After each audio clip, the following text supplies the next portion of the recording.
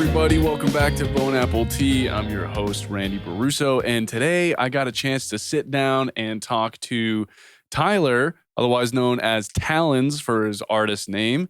And we talk about EDM, pretty much what he's been doing, what he's been up to. We have good tangents all over the place, and it's a really fun and awesome conversation, especially for you producers out there. We talk a little bit about recording and sort of specific packs that he's using and things that he's got. IamTalons.com is his website. It has all of his links and everything there, so go check it out. And I will put the description, or in the description, there'll be the link to his sample pack that you can buy if you want to have a little leg up in your producing game. So with that, enjoy the episode. Check. Plumpy, can you hear me? Where you at? Young Yaramir. He actually, he said he was going to come by, but I He's actually... capping. Yeah, he never, he actually hasn't said anything. Maybe he's going to show up like a little bit into this. Hold up, I'll send him a text just to see. Like, hey, Tyler said he won't do it unless you're here, man. He's throwing a fit. Dude, that's funny. He's a really cool guy, huh? Mm-hmm. Love that guy, man. We always knew each other because of, the music industry and stuff. But one time he was wanting to come to EDC, and I live in Vegas. And he's like, I don't know where I'm going to stay. I was like, oh, stay with me. And then we became really close after that. Oh, that's awesome. So you guys, it sounds like you guys knew each other more so from the music, and then that just kind of brought you a little closer together.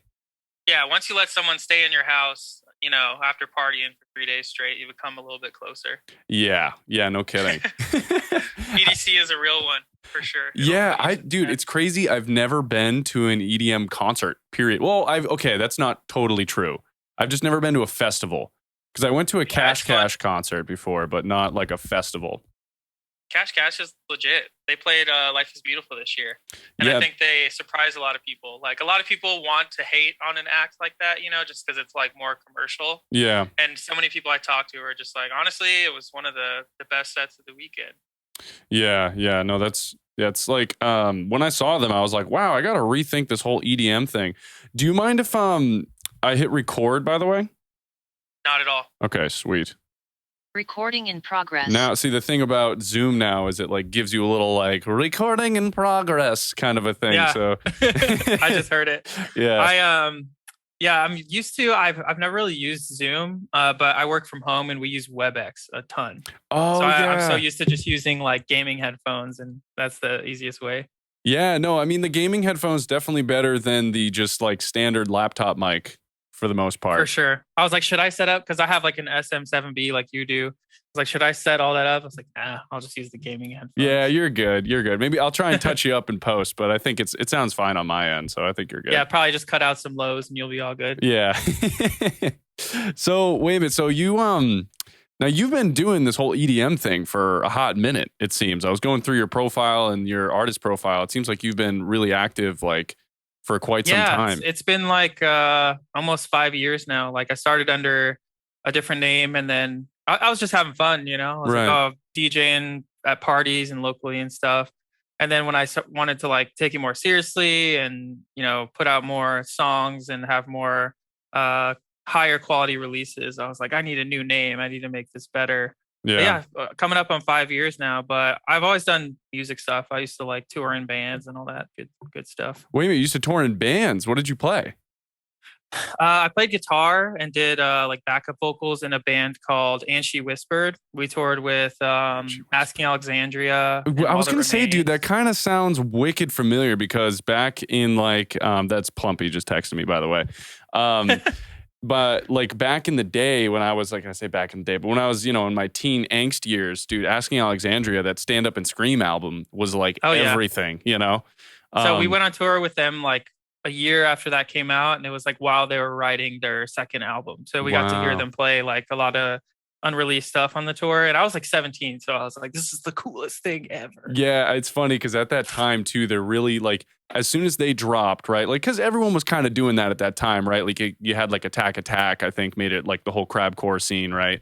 But then you had like, a bunch of those bands, what am I? There was like, We Came as Romans, like all those bands that kind of were like the screaming, like the screaming Devil Wears Prada did it too. The screaming like verses and the singing choruses and stuff, almost like analogous to how a lot of hip hop and rap artists will do like the rapping verses and then the melodic choruses. It's kind of funny how much the genres are very similar.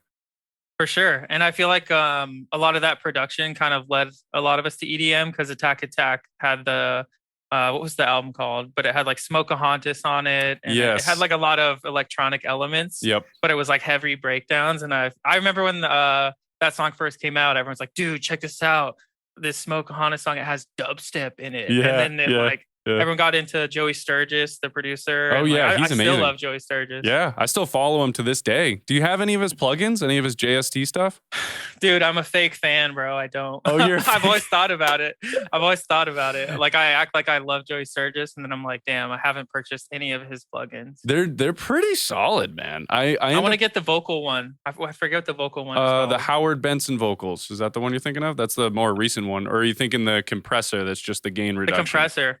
Yeah, the gain reduction. It's really powerful. They came out with version 2. The OG version is still really good.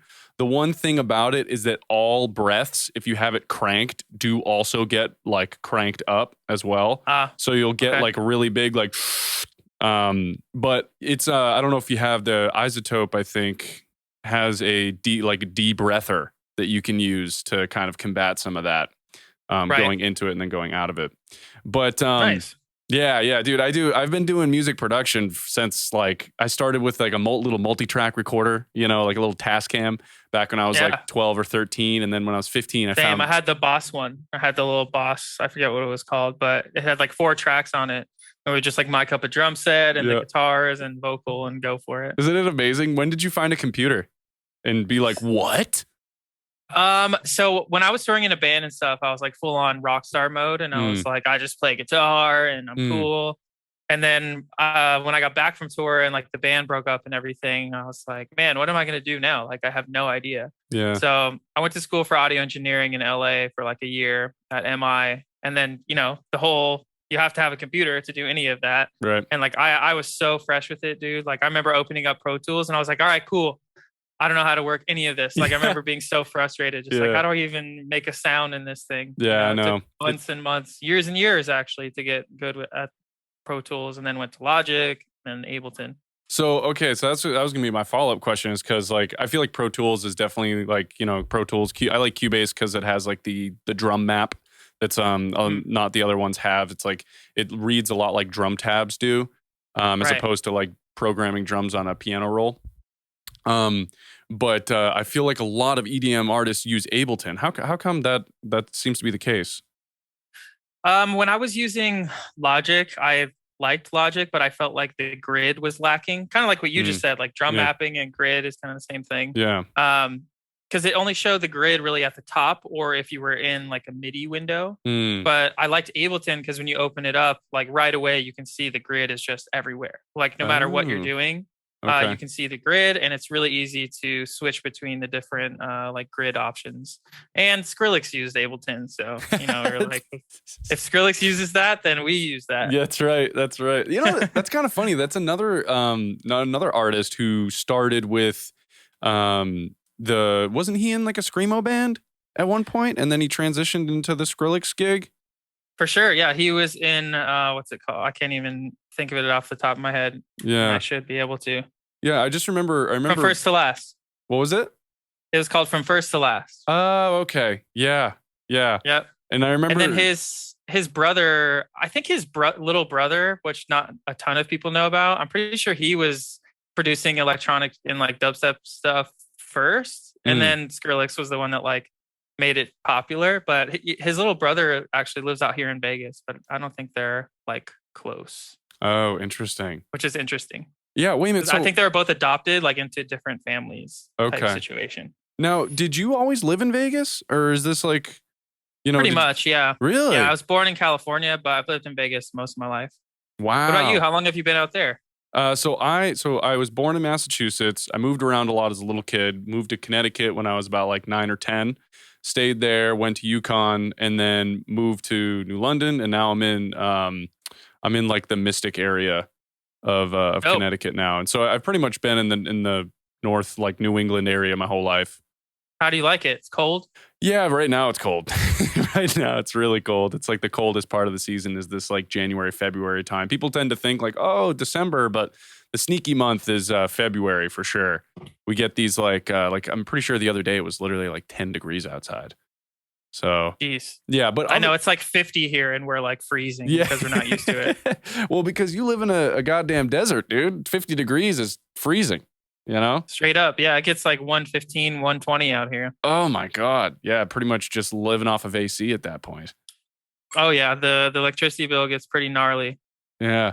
No, I would say like the thing about New England that is really nice is you do get a full season. You know, you get the spring, you get the flowers coming out, you get the summer, and the summers in here in New England, they can be a little bit muggy. They're not very dry. So like when you say 115, if you say that to someone out here, they're going to be like, what the fuck? But like, because we get to like 90, 95 maybe, but mainly like 80-ish to 90, but the humidity is like almost at 100%. So you feel like you're swimming through the world when you're just walking around. But then the fall time is absolutely gorgeous. I think the fall, like autumn period is probably usually everyone's favorite besides summer out here, just because you get that foliage and it's just really crisp out. You know, you can throw on like shorts and a long sleeve or pants and a short sleeve, and it's like a really nice temperature. But yeah, I was surprised to hear Plumpy moving over there like randomly. He's like, I'm moving to Connecticut or something. I was like, what? Yeah. It's so random. Yeah, it is. He was a big like West Coast boy for a long time. Yeah. I remember. So I interviewed him a while back, and he was saying he lived in Chicago for a while. Yeah. And then moved out to LA. And that's a pretty drastic change. And then to go from LA all the way to Connecticut is another huge He's braver one. than I am, man. I would never. Well, what's it like living full time in Vegas? I mean, it's got to be perfect for what you do, I imagine. Yeah, everything has fallen into place pretty nicely because there's so many cool places to play out here. So like I think the standard way to think as an artist would be like, don't overplay yourself. You know, you don't want to play like too many times in the same city. Okay. You want to like draw a like a hunger for your brand. You know, like people don't want to go see someone that they've already seen 100 times. Right. But I feel like in Vegas we have such diverse venues and like places to play now that you can kind of get away with that, right? Like I know people out here that maybe DJ more than they produce, but they almost like make a living off it because there's so many things happening all the time that it's okay for them to play frequently. But yeah, my booking manager now works for a big company out here. It's called Corner Bar Management. And it's cool because I get to play like all the biggest venues out here. Like last year, I played a ton of big shows in Vegas, but now we're focusing on kind of spreading our wings and, playing in other states and whatnot. Yeah. But it's cool because you just get so much practice here. Like anyone that lives here that takes this somewhat seriously and puts out, decent music can have a really good opportunity to play a decent show. Yeah. I mean, dude, I was looking at your Instagram feed, man, and it just looks like a sea of people in front of you. I mean, how is that experience, man? That's got to be kind of crazy. So that one was the Getter show at Area 15. And Area 15 is something we have out here. It's a somewhat new attraction. I think it's like 2-3 years old. Probably would be even bigger if it weren't for the pandemic. Right. But they started doing shows out back when things started opening back up again. I think the first one was like 4B. And then Grant, my booking manager, hit me up and he was like, yo, I think we locked in the Getter show, which is super full circle because I've been obsessed with Getter for a long time. And like one of my best friends who I got him one of his first like gigs shooting, like he's a photographer. His name is Alan. Shout out Alan. But I remember I like snuck him into a show back in the day, like my first headlining show, and he wasn't 21 yet. So he wasn't allowed in. And I was like, just come in when I come in and like, we'll get you to shoot. And then next thing you know, a couple years later, he's like shooting the Getter show with me. So that was a really cool, like full circle moment. Wow. But yeah, it's wild, man. Like I haven't played something as a DJ with that big of a crowd and production. So I just feel super like grateful whenever I get those opportunities. But when I was in a band, I luckily got to play a lot of shows like that just because of the tour and everything. But as a DJ, it's completely different, dude. Like that energy is next level with this type of music. Yeah, well, I feel like the other thing is too is it's like when you're with a band, you have your other bandmates with you, and Right. when I was, when you look at your post, at least it's just you. It's you and a Yeah, tabletop. that's the scary part. Yeah. It's like it's a lot more like relying on you, and like you're kind of at the mercy of your tech too. So it's like, and that's like I'm For sure, sure. like like when I say that too, it's like the same thing applies to bands, right? But it's like if one guitar goes out, it's like, okay, well that guitar can try and recover and figure out his stuff, but the rest of the band can keep going. But like, Right. do you find that like there's ever like a technical difficulty that's like, oh shit? I think it's funny because people always joke about, or like DJs joke about, the first 15 minutes of your set is always figuring out what's wrong with the gear. So I wouldn't say it's always something that like doesn't allow you to play. It's just something that kind of messes up your like normal workflow. Just like maybe it's like a sticky cue button, or just songs like taking a long time to load. But normally there's like, you only need 2 decks to DJ properly. And a lot of times there's 4 just in case that does happen. But there's always just like 1 or 2 little things going on that make you like have to think a little bit harder than normal. Yeah. And that can like totally throw you off. And that's what's crazy is like DJing. Yeah, it seems like it's easy, but it's also really easy to like mess up and really easy to be a bad DJ, I guess you could say. Yeah, well, like I've had plenty of bad gigs, yeah, well, I feel like it's like similar to stand up in the way that like, you're probably going to have shows where you bomb, and it's certain people might be having a good time, but it's like deep down you're like, damn, I could have done that better. I could have ran that back better, a little tighter, because I feel builds like character. Yeah, exactly. And I feel like with at least when I'm like watching, is that you like timing matters of like is like the most important thing, because like 100%. And you're like reading the crowd, I imagine, right? I mean, it almost sounds like a stand-up gig if you think about it. Oh yeah, it's very similar. That's why I always talk about that too. I'm like, I don't know how people do stand-up, because I feel like it's the next level of like what a DJ does. And you're reading the room, and it's literally just because there's nothing to blame it on with stand-up, right? You can't be like, oh, technical difficulties. It's that song's fault. It's that song's fault. Yeah, it's all on you when you're a comedian. Props to comedians, man. That's a tough gig. Yeah, I really think comedy is probably like the like stand-up comedy in particular, probably the like highest level of difficulty in terms of entertainment. Just because it's like essentially, especially when you get to the hour-long ones, right? Like these guys and gals will do like in 60 minutes, and it's essentially a 60-minute monologue, right? Because it's all prepped material, even though they'll kind of play it off like it's just coming to them right now, Right. But dude, so that's crazy. So remind me again, you started out and you were doing things as like in sort of like the rock world and the metal world and whatnot. When did the switch actually happen, when you were like, okay, you said you went to school and you were like, okay, I'm going to grab a computer, but like, do you still have the guitar around, and do you use it to maybe incorporate it into your songs, or is it just like you kind of switched full into EDM? I definitely still incorporate as many other things as I can. Like once you get a chance after this to look at like some of the songs I released on like Spotify or whatever streaming service you use. Yep. My highest streamed song on Spotify is called Luster. It's one I did like a music video for. Oh, okay. But it's pretty cool because that one is like very guitar driven. Like if you listen to all the melodic layers in that one, it's like tons of guitar. Yeah, I was listening to that this morning. I guess as like a listener, and I actually kind of just like, I was, I go to the gym and stuff, so I just like threw you on as like my playlist for the gym today. For sure. And I think one of the things is I don't know how much is like you creating it versus like a sample or like from a package that you're like splicing together, so totally. But it sounds like you're actually crafting your own guitar parts and stuff for a lot of this. Yeah, man, for probably 90% of it. Like there's still those days where I get in the studio and I'm like, I just want to make something real quick. Let me grab a cool sample and go, which I don't think there's anything wrong with either, as long as you're making something cool.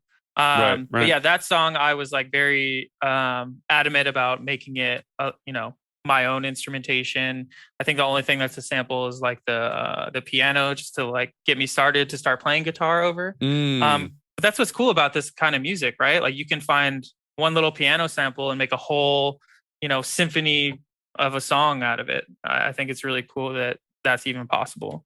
But yeah, played a ton of guitar in that one. The song Solar Flare with Felmax, it's like a heavier trap song. That one has guitar in it, and it's actually the guitarist from Five Finger Death Punch playing on that one. Really? Which is kind of random. What? Yeah, like it's not listed or anything, but Felmax used to live with him. His name is Zoltan. Yeah, dude, I know Zoltan. He used to play. He was on the Way of the Fist album. Is he still with them? Yeah, pretty crazy. Yeah, he is. Okay. Yeah, I remember that because the singer would always be like, Zoltan! And then he would do a solo, Yeah, I just remember like going to Felmax's house, he was just living with Zoltan at the time. And I guess Zoltan like heard him working on it one day in the studio they had there. And he was like, oh, that's pretty cool. Can I play on it? And we tried to get it official to where like, he was releasing with his name on it, but it just didn't work out with like management and stuff. But cool little tidbit. Not many people know about it. Yeah, that's cool, dude. Way to like bring a metal guy back into, I mean, that's kind of you, but like, like a guy who's playing. It all goes hand in hand. Yeah, yeah. And then the track Haunt Me and Enemies are with an artist named Drew. He's the one singing on them. And he was the one that was in the band that I toured in back in the day. Okay. So we all still kind of work together. We just do different things now. Yeah, it's just been like modified to fit more of your like exactly kind of like what you're doing now. Now, is this like the EDM stuff? Is that like your full-time career, or do you have other things that you're doing? I have a job, so I always try to like make sure to talk about that too, because I feel like a lot of people are like, "Oh, it's not cool to have a job when you do this," and like bullshit. I completely disagree. Yeah, I disagree too. Yeah, and I hate when people act like that. Like, no offense to Jaws. I remember watching this Jaws like interview or whatever, and he's like, "You got to quit your job, man. Quit your job. You got to go all out." And I was like, dude, not everyone has like maybe the same financial support as you do, or whatever it may be. You know? Right. Like it might not be the best advice for everybody. Yeah, but definitely not. So this kind of ties into the last question you asked me, is like, when did the switch happen? After I went to school for audio engineering, like that was cool and everything, but I still didn't have a job. Right. Like, okay, what do I do now? So I moved back to Vegas, worked some really shitty jobs, was like pushing carts at Sam's Club, and then worked at like Sam Ash Music Store, which was god awful. Hate you, Sam Ash. And then I started working at Apple. Really? And then when I started working at Apple retail, I literally got hired the day I turned 21. I'm 28 now.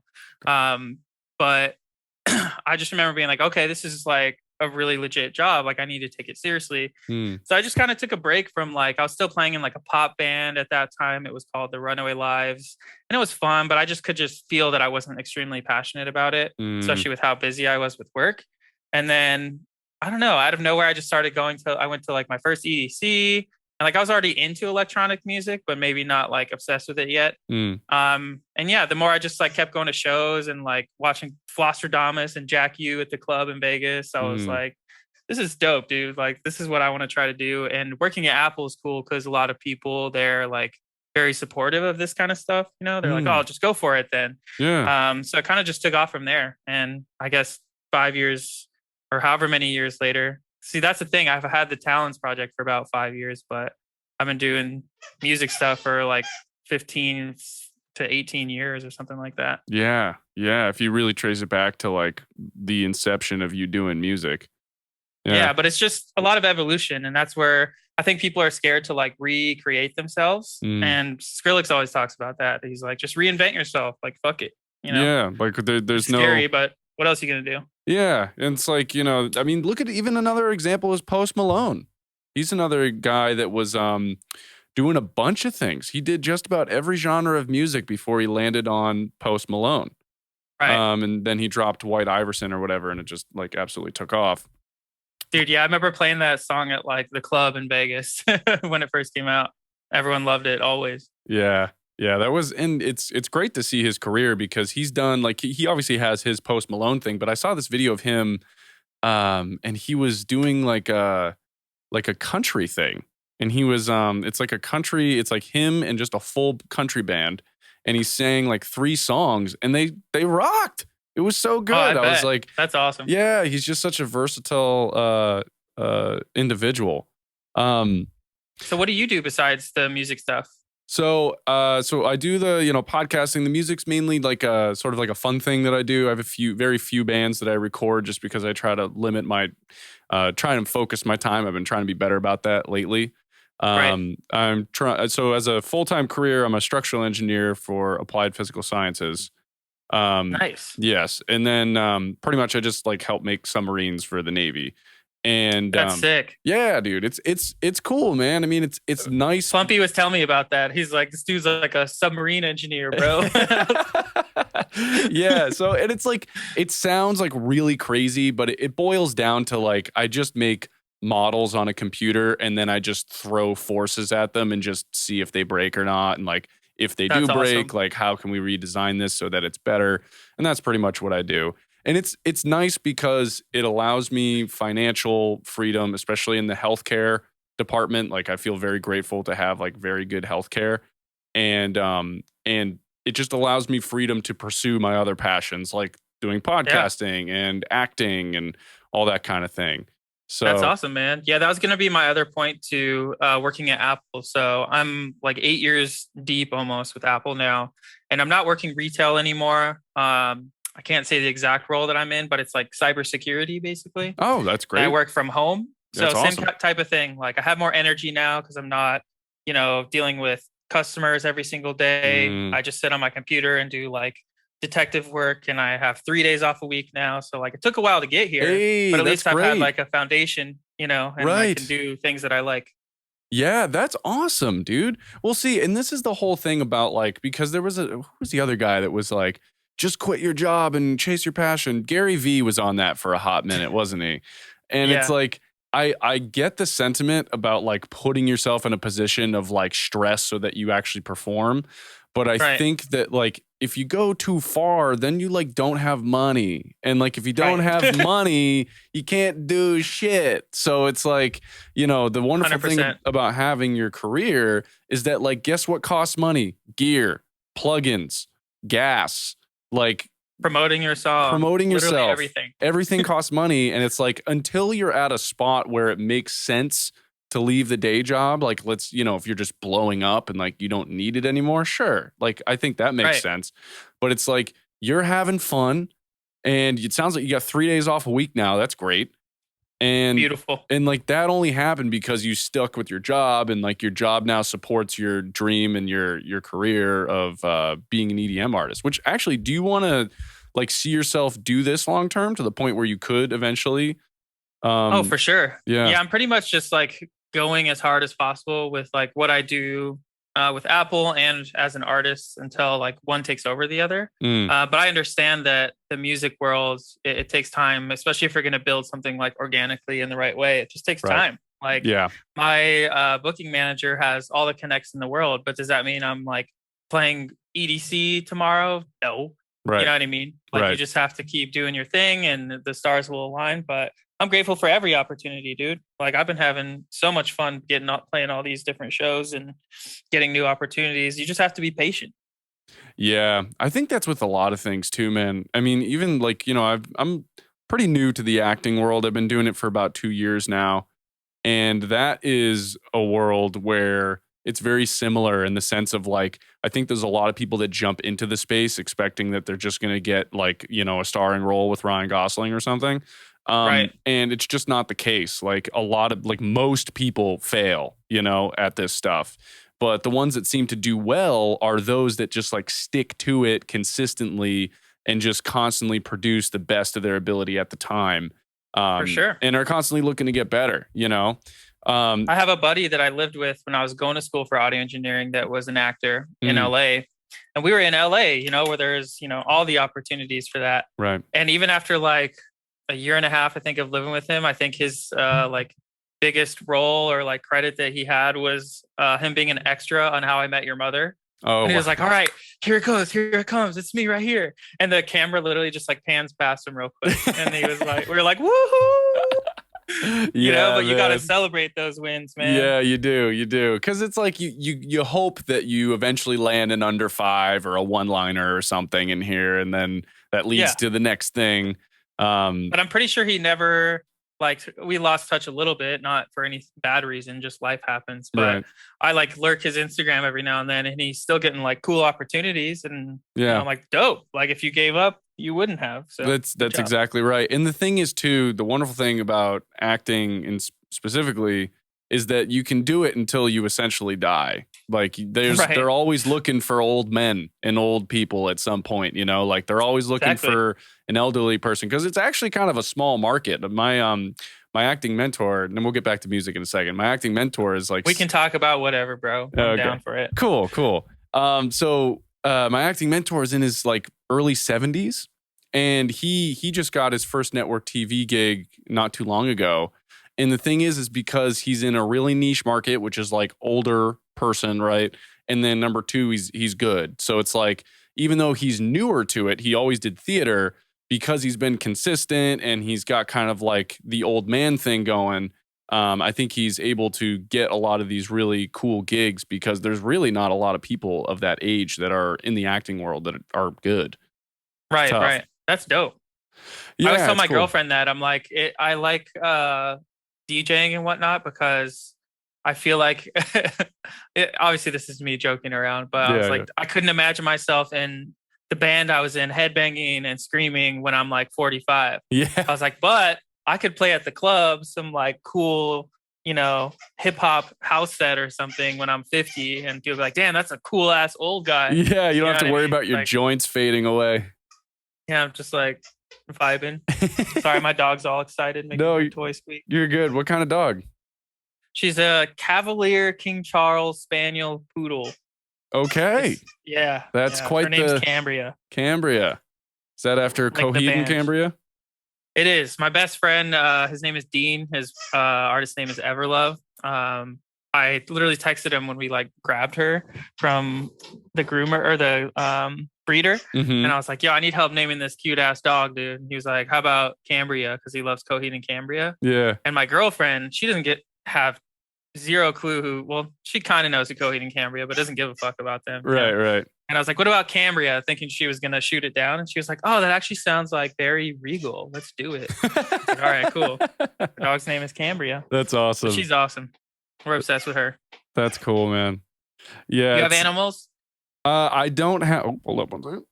Oh, cool. Just making sure.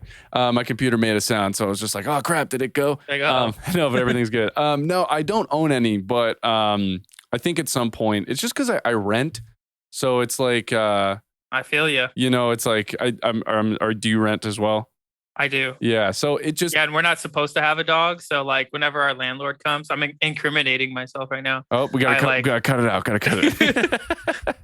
Dude, if he really wanted to, he's probably already lurked my Facebook and seen my dog 100 times. Yeah.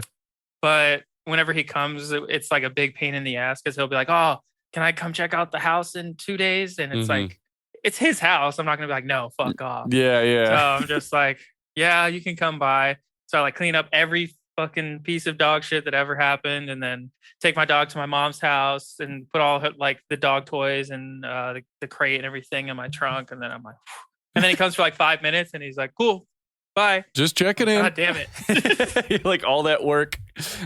Yep. Just to have your bitch ass, but you're pretty cool. Quite literally, I guess, right? Yep. But yeah, at some point, I think I'll get an animal. I definitely think, just because I tend to travel and leave the house so much, I think I'm more of a cat person. Yeah, you could just go to Plumpy's house then. He's got some of those, right? Yeah, he does, I think. Yeah. Wait a minute, dude. One thing when I was looking at your Instagram is that you got like sample packs out.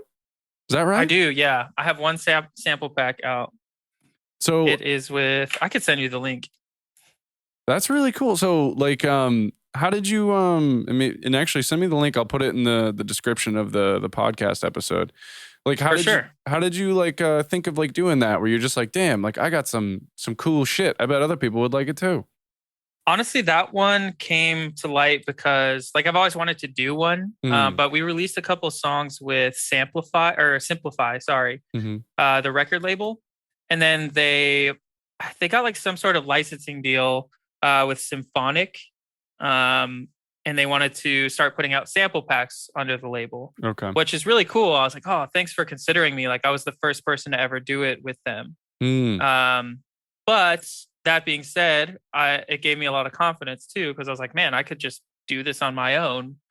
You know what I mean? Yeah, 100%. Be able to maybe see some of those royalties and whatnot a little bit quicker. But that's another story. That's a really cool like outlet for just like extra cash flow. I know like it's funny we were talking I just emailed it to you. Okay, perfect. Yeah.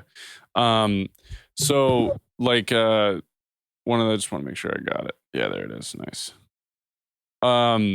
Yeah, like Joey Sturgis has been doing all these like I don't know if you've seen these like he's been doing like kind of sample packs. A lot of them are like drum packs and stuff. Right. Calls them drum shots. I think that's from the other company he has, Drum Forge there. But there was one that was like cyber metal that was like a bunch of really cool like effects, layers, rises, and explosions that also came with you know, and like some like EDM style drums as well. Now, oh wow, I gotta check that one out. I've been sleeping on the Sturge, bro. Yeah, and they're cheap, dude. They're cheap. It's only like how much is he selling for? Shit. When he had them on sale, they were like $10. But let's see. Nice. Yeah, I like when people put them up for like cheap, and then you can like donate whatever amount you want as well. Like I like when people do that. Yeah. Because I always almost put more, you know. So he's got the Slap House package, which would be totally up your alley. Nice. Drum Shot Slap House, $19. Okay. And it comes with Sturge going hard. Oh yeah, dude. I mean, I would look this up. Yeah, 53 samples in total. Got 10 clapping snares, hi-hats, both closed and open, 6 crashes, 8 extras, which I think are like rises and stuff. Open hi-hats. Yeah, you got a bunch of just like random stuff. That one's that one's Slap House. But yeah, dude, he's got just like so much stuff. Anytime I mainly mix like alternative and pop punk, I guess, is kind of like my wheelhouse. Cool. And I'm definitely into that shit. Yeah, dude, there's this band Scooped Up that I'm producing that is actually they're a skate punk band. So they're really trying to embody like that late 90s, early 2000s kind of vibe. And I'm into it. Yeah. And they're really like, I think the best way to describe it is like silly. Like all their music videos are like usually funny or like really interesting or just like, dude, this last one they did for this song Dyslexic, they're like running a diner and a guy comes in to rob the diner, but instead of like stealing money, he steals pancakes. It was pretty good. I love that. Some like Blink-182 Enema of the State vibes. Yeah. That's pretty much. And like, I'm sure like they like that and they don't like that because then people will hear what they're doing and be like, oh, just another Blink-182 band. But yeah. But I think I enjoy the production because they don't play to a click, which is really interesting. It's just I like that. We record the drums raw, usually one take all throughout the whole thing. But we'll do it a few times and then it's like, okay, which one was the best take? Because I've done that in the past and it's really fun because it feels more natural. It feels like you're jamming. Yeah, exactly. And then in post we'll go through and he'll redo the guitars and stuff and do the vocals over and whatnot. But the drums are about as raw as you can get. But I end up using a lot of those Joey Sturgis samples just to layer in there to kind of mix into the drum sounds. I keep the drums natural, but it kind of just adds a little extra punch. Got to, man. Yeah. We used to have you heard of the band My American Heart? My American Heart. I don't know. Let me see. Like back in the day. I don't. So it's probably no because I can't remember right now. All good. I was just gonna say I used to be obsessed with that band, and then this like poppy band I played with. We recorded 2 EPs with their guitarist. His name is Jesse Barrera, but he kind of turned me onto all that shit too. Just like watching him use Pro Tools when I was like freshly out of audio engineering school. Like that's the best way to learn, in my opinion. Is just watch someone do it. Yep, it's crazy. Yeah, I spent a lot of time in college. Oddly enough, I would look forward to going to the dining hall by myself, and I would get a big meal, and I'd sit there with my iPhone and just watch production videos for just hours on end. I would just like sit there and like who's one of the big popular ones? Recording Revolution when I was first getting started. What's there's another one with that English bloke. Oh, no, I'm gonna trip myself up. Produce Like a Pro. There it is. Produce Like a Pro. I remember hearing about that one. Yeah. Now, when you for me, it was like all the like when you would buy like Cymatic samples. This is like totally EDM world, but yeah. I remember buying Cymatic samples, and then like within the folders there would be like tutorial videos and stuff with Tacion was the guy's name. Yeah, I think he goes by Hellbound now. He's like hard techno now. But those changed my life, dude. Like just those little like 30-minute videos. It's crazy where you can find gems. Well, dude, I think at the end of the day, we're very much like monkeys. You know, monkey see, monkey do. We see an example. We're like, oh, that's how I do that. Facts, dude. Bunch of cavemen making bleep bloop noises. So do you like, just from listening to your stuff, it was kind of like, it was tough to tell if you prefer to have like a vocal centric song or like one without vocals. Do you tend to like to work around a vocal, or because I know that completely changes what you're going to be doing, but yeah, I love working around a vocal. I also love that a lot of EDM songs are like instrumental for the most part. Right. For me, it's just about melodies like that. My song I was telling you about earlier, Luster, that has like the most plays. It doesn't have like an actual vocal. It's just kind of a like vocal chop that I made. Right. But it's just so memorable. And that's what I always liked about EDM is that like you don't have to actually have, you know, lyrics and words, because I'm terrible at writing lyrics. Like I can write a song, I can sit with a lyricist and vocalist and say like, hey, say this instead of this, or like help them reword it, help them get through the melodies and the structure. But if I'm sitting there with an empty pen and paper, I'm fucked. Yeah, dude, know? It's so tough. But that's where I was like, oh, okay, this is cool because I don't have to be held up by that anymore. I can just like make a dope melody and finish the whole song. Yeah. So I think it just depends. Like if I'm working on a song with Yatep and Kindred right now, and she sent like amazing vocals that I'm working on.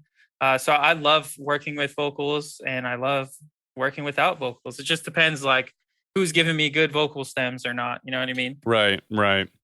Do you find that you have to do more touching up in the EDM world? Like, do you think that it's like because you also are like, because sometimes I hear songs and it's like the vocal is so on time. It's like, damn, that sounds like it was like, you know? For sure. Yeah, I think that's a big thing that I focus on with my stuff too, is like giving it more groove, even though it's electronic. Right. Adding in some human elements.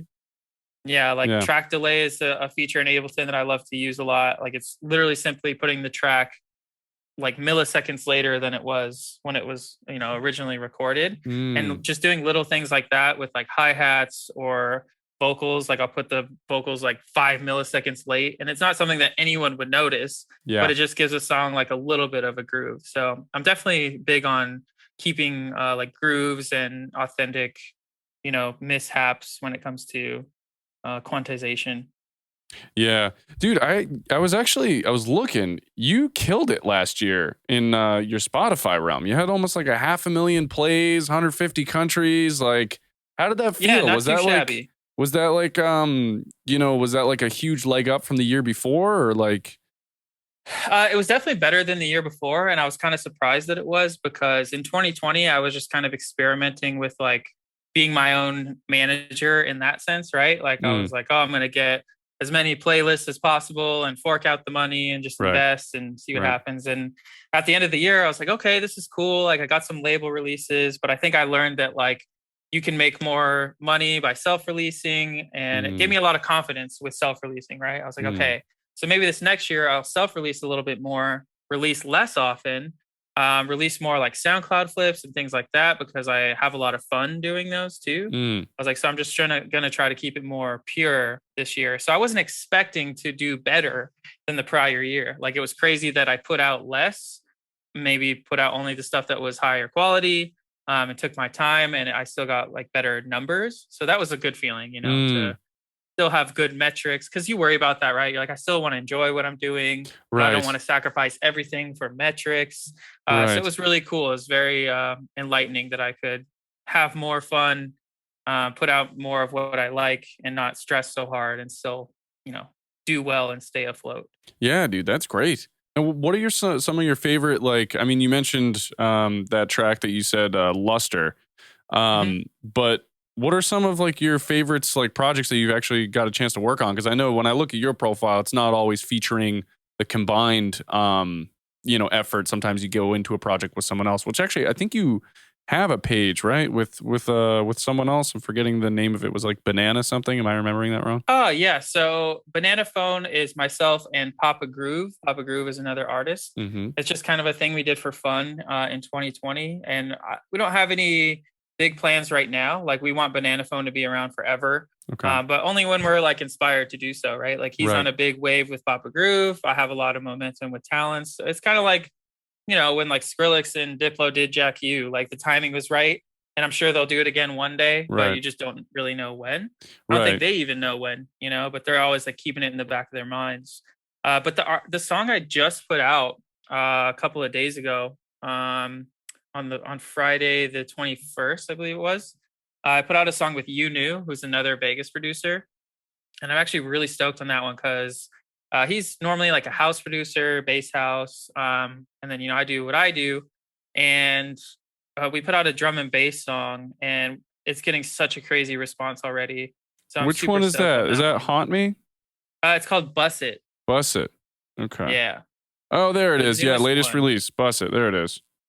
Yeah, Haunt Me. Haunt Me is from 2021. The song Knighted is just a song that's me.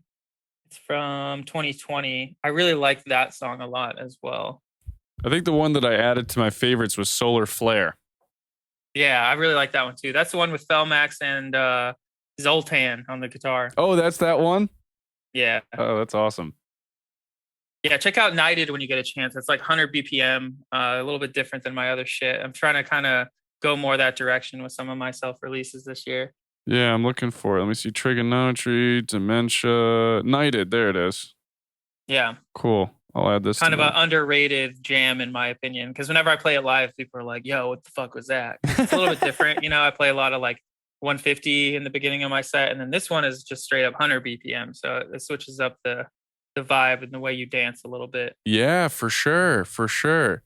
Do you find that like going like, do you juxtapose BPMs ever when you're playing live, or do you try and like slowly bring them down to 100?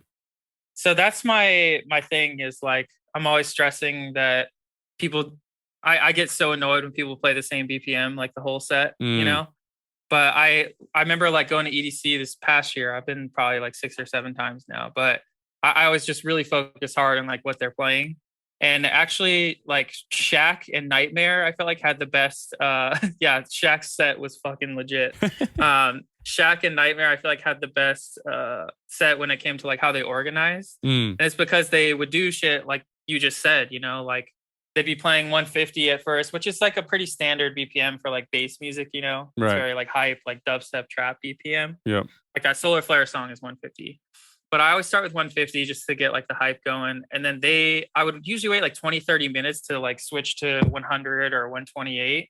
But those dudes would do it like right away. You know what I mean? They would play like 3 songs at 150 and then just go straight to like an intro of a 100 BPM song. And it doesn't have any percussion or anything in it, right? So like you can't tell. Yeah. But like I can tell because I know the song. Right. Like, oh, you dirty bastard. Like you just switched to 100 BPM after like 3 songs, and then they would move up to 128 after a couple songs, and then move right back up to 150, and then move down to 128 again. And I was like, okay, that's that gangster shit. You gotta have confidence and know what you're gonna play. So I do a lot of that now as well. Yeah, and it's interesting because I think it's kind of like a dicey decision, right? Because if you do it right, it's amazing because you've now just switched a feeling. People are in a different groove. But I feel like sometimes I'll be at a club and it'll be a totally different switch, and I'm okay with it because your boy's not the best dancer. I'm just here to have a little fun. Doesn't really matter to me. But I'll be around people, and they're like, "Bro, what happened? I was in this zone, and now I'm all over the place." Yep. So yeah. I think you have to play the right shit on top of it, because I've definitely done that before, where I like switched to 100, and it's like this super underground, like mid-tempo, futuristic sounding song, and the rest of my shit was like hype, like hip hop edits and stuff, and people are in the crowd just like, the fuck happened? So there's definitely a right and wrong way to do it. Yeah. What was I gonna? Oh yeah. What are your like artist influences right now? Right now, let's see. There's so many. I literally have to like check out. Yeah, I like to stall some time for you. I have a buddy who's like really into EDM, and he is obsessed with Illenium and Avicii. Right. Yeah, I've always liked Illenium. A lot of people like compare some stuff I make to Illenium, just because it's like melodic, future bassy stuff. But I have a lot more like bass music coming out this year, I would say.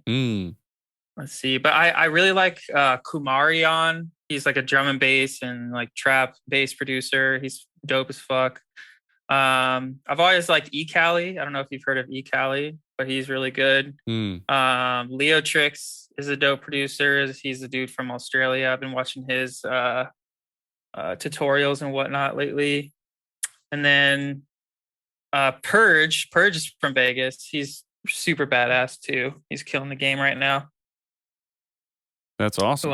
Who else? Pauline Her is definitely crushing it. So those are probably some off the top of my head that I've been into lately. That's cool. Do you find that like because like sometimes I used to be in a band in high school. I was in like a metal band, and then later I was in like a more just alternative like sad rock band, which was a ton of fun. Totally. But we would take influences from pieces and bits, and then all of a sudden an influence from Iron Maiden would ring it in somehow. Do you find that sometimes that happens where you're influenced by these people, and then you're like, oh, wait a minute, but that Asking Alexandria song has something I can pull? For sure. Yeah, I feel like a lot of like those 150 songs we were talking about are just like heavy metal and hardcore breakdowns, but with electronic sounds. Yeah, like, right. That's why I feel like Joey Sturgis was like the core of that, because he just like got us into like electronic music with his breakdowns. Yeah, he really did. That whole even Some Way Came Suddenly, which was Attack Attack's first album. That was great. There's so much. Just like I remember just being like, I was sitting in the basement with my my stepbrother being like, bro, this is music perfected. They have guitar, they have screaming, they have singing, and then EDM? What is this? I know, and they had straight up like European like trance synths. Like, yeah, exactly. Stickly, man. And that song Knighted I was telling you about, the one that I was like, oh, this one's cool, underrated, 100 BPM one. That one is like very metal. It's the main drop. Like normally drops are like a melody or like one note, right? But that one's a straight up like fast like arpeggio that's really chunky. Like and like when you listen to it, you're like, okay, this is cool. And then when you really listen to it, you're like, dude, it just sounds like someone's like playing a fucking heavy riff. Like just ripping a guitar up. Yeah, there's a lot of songs that I play live that I'm just like going like this on stage because it feels like a metal riff. It's the best.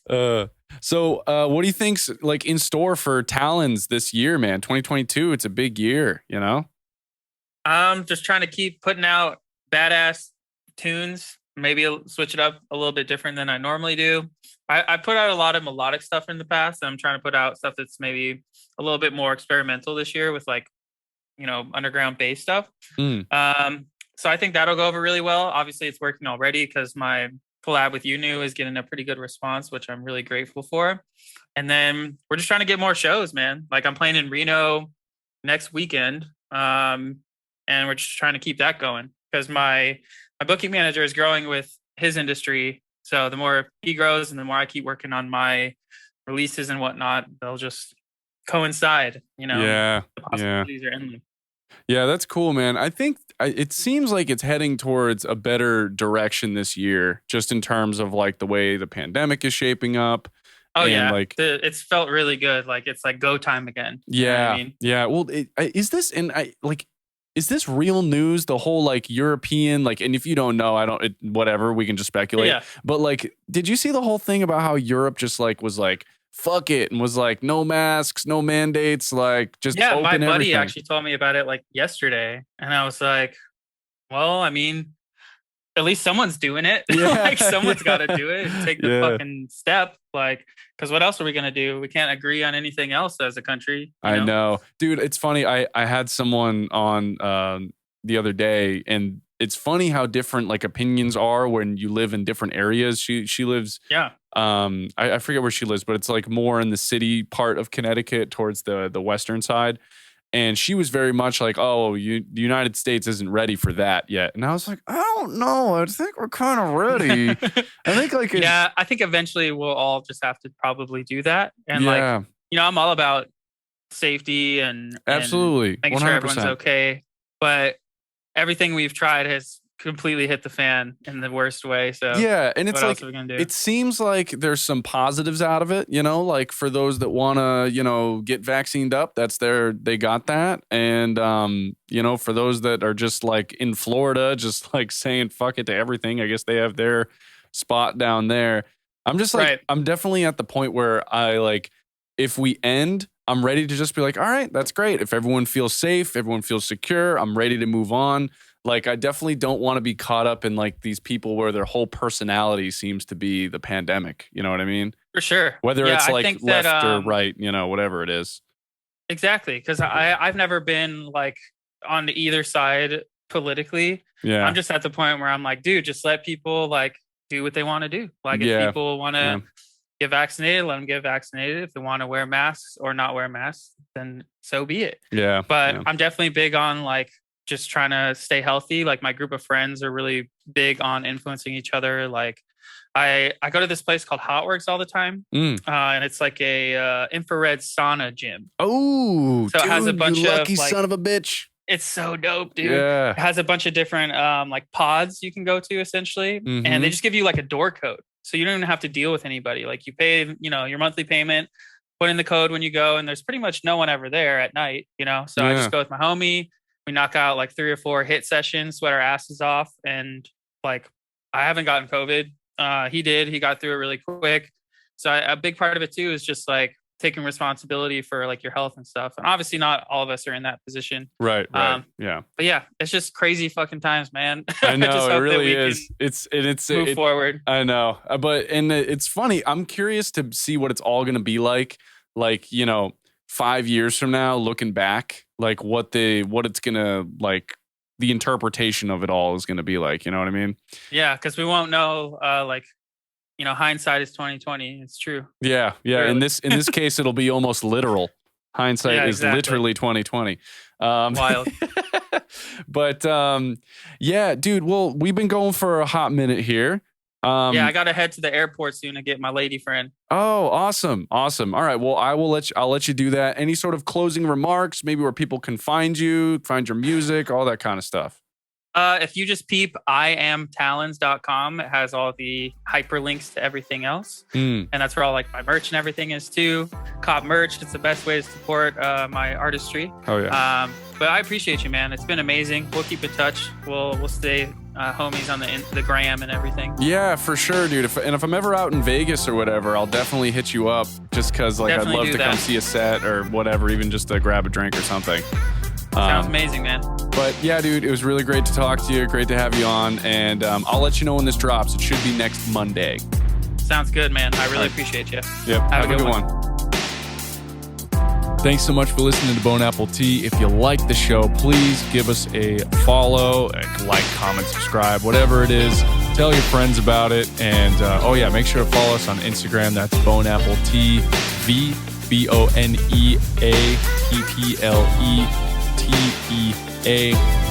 on Instagram. Thanks so much.